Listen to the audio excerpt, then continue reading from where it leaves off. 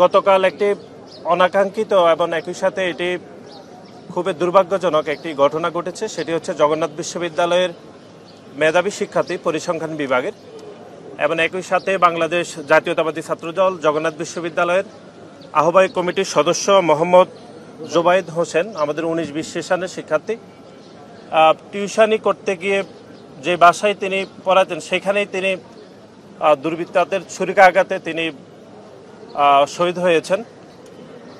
আমরা শুরু থেকে ঘটনা আসলে পর্যবেক্ষণে রেখেছি। বিশ্ববিদ্যালয় প্রশাসন, আমাদের এখানে বিশ্ববিদ্যালয়ে আমাদের সম্মানিত শিক্ষক, জগন্নাথ বিশ্ববিদ্যালয় সাংবাদিক সমিতি এবং জগন্নাথ বিশ্ববিদ্যালয়ের শিক্ষার্থীদের সাথে আমরা কথা বলে যেটি জানতে পেরেছি সংগঠন হিসাবে, সেটি হচ্ছে তিনি জুবাইদ হোসেন তিনি একটি টিউশনি করতেন এবং টিউশনি করতে ওই বাসায় যাওয়ার পথেই তিনি হামলার শিকার হয়েছেন। এখনও পর্যন্ত আমরা যেটুকু জানতে পেরেছি, পুলিশের ঊর্ধ্বতন কর্মকর্তার সাথে আমরা কথা বলেছি, এখনও পর্যন্ত মামলার এফআইআর এখনও পর্যন্ত হয়নি। পুলিশ আমাদেরকে জানিয়েছেন যে তারা আসামি ধরার জন্য আপ্রাণ চেষ্টা করছেন, ধরতে পারলেই তারপরে তারা এফআইআরটি আসলে করবেন, এ পর্যন্ত আমাদেরকে জানিয়েছেন। এখানে তার পরিবারের সাথে আমাদের কথা হয়েছে সংগঠন হিসাবে, তার বাবা এসেছেন, চাচা এখানে এসেছেন, ইতিমধ্যে পোস্টমর্টম সম্পূর্ণ হয়েছে। আর অল্প কিছুক্ষণের মধ্যে জগন্নাথ বিশ্ববিদ্যালয়ের এখানে তার জানাজা অনুষ্ঠিত হবে। এবং এটি আমার জন্য আরেকটি খুবই দুঃখজনক, সেটি হচ্ছে আপনারা অনেকে জানেন যে আমার নিজের বাড়ি নোয়াখালীর সুবর্ণচরে এবং জুবাইদ হোসেন উনি নোয়াখালীর সুবর্ণচরে বড় হয়েছেন, ওইখানেই পড়াশোনা করেছেন আমার পাশের স্কুলে। গতকাল রাতে আমি আসতে পারিনি। তো আমরা এখানে জগন্নাথ বিশ্ববিদ্যালয়ের শিক্ষার্থী, তার সহপাঠী বন্ধুরা আমাদেরকে জানিয়েছেন উনি অত্যন্ত মেধাবী শিক্ষার্থী ছিলেন এবং একই সাথে অত্যন্ত বন্ধুসুলভ একজন ব্যক্তিত্ববান একজন মানুষ ছিলেন।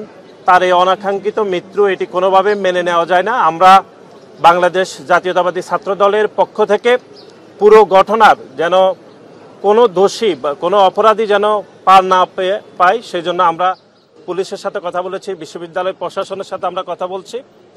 আমরা যেটি বলতে চাই সেটি হচ্ছে, আপনারা জানেন যে গণ অভ্যুত্থান পরবর্তী সময়ে বাংলাদেশ জাতীয়তাবাদী ছাত্রদলের বিভিন্ন পর্যায়ে নেতাকর্মীদের উপর ছুরিকাঘাত করে হামলার ঘটনা এটি চতুর্থ ঘটনা শুধু ঢাকাতেই। আপনারা বনানীতে দেখেছেন যে বেসরকারি বিশ্ববিদ্যালয়ে আমাদের একজন সহযোদ্ধাকে ছুরিকাঘাত করে হত্যা করা হয়েছে। ঢাকা বিশ্ববিদ্যালয়ে শাহরিয়ার আলম সাম্যকেও একই কাদায় হত্যা করা হয়েছে।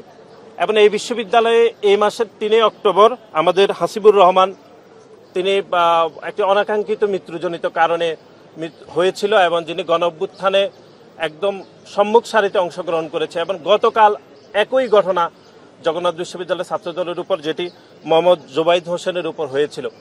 সুতরাং আমরা পুলিশ প্রশাসনকে অনুরোধ করেছি, এটি কোনো নিছক দুর্ঘটনা নয় বা কোনো ষড়যন্ত্র থাকে কিনা এই পুরো ঘটনা তদন্ত করার জন্য আমরা পুলিশ প্রশাসনকে সর্বাত্মকভাবে জানিয়েছি। তারা আমাদেরকে আশ্বস্ত করেছে যে তারা তদন্ত করছে। এখনো পর্যন্ত কোনো আসামি গ্রেপ্তার হয়নি। তারা 24 ঘন্টা সময় চেয়েছেন। আমরা বিশ্বাস করি যে খুব দ্রুত সময়ের মধ্যে তারা আসামিদের গ্রেপ্তার করতে পারবে। ওনারা আমাদের কাছ থেকে সংগঠন হিসাবে যতটুকু তথ্য চেয়েছেন আমরা জানিয়েছি। আসলে পুলিশের উপর আমাদের আস্থা রাখতেই হবে। যদি আস্থা না রাখি তাহলে তো তদন্ত আসলে শেষ হবে না।